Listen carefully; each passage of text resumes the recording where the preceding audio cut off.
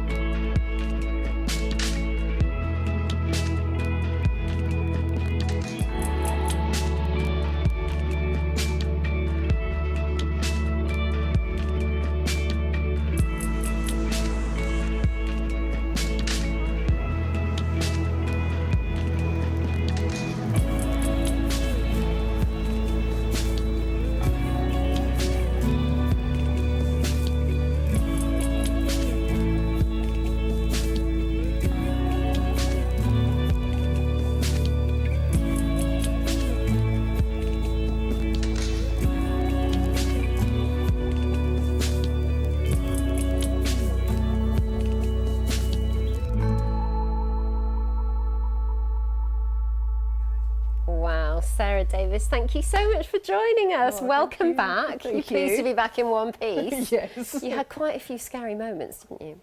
Yeah, there were a few on this trip, certainly from, I think the worst one was definitely being attacked by the hippo. That was by far the worst moment. And then, because it was only on day 6 and that was just the start of hippo territory, so we knew this was what we were going to have to deal with. Because they are the most deadly creatures in Africa, aren't they? Yes, yeah, and I can see how. And it's that they're aggressive. Very aggressive. I mean, we, unfortunately, a baby had popped up, and before we had a chance to see where Mum was, we accidentally drifted between Mum and baby, so she was not very impressed, and she charged at us and tried to flip us and then literally bit into the back of the boat. So I turned around as we were trying to paddle away and just saw this hippo attached to the back of the raft. So you were a bit nervy about getting back in the boat at all? That was the worst bit. You know, when in the middle of it, you don't think about fear and what's going on. You're just all in action mode, and then thinking, we've got to get back in the raft and deal with a lot more of these. And was that was just one terrifying. of many challenging moments. You came from a career in risk management, knowing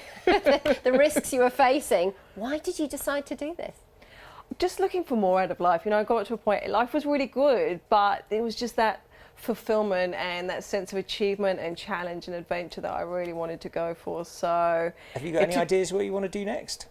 There's a couple of ideas. I had plenty of time for some thinking on the trip, so there's a few ideas which I'm sort of going to start exploring, but I'm going to have a little bit of a rest before I go off on the next trip. Look forward to having you back after the next adventure. Definitely, for a much longer chat next time. Sarah, thank you ever so much for being with us. Thank you.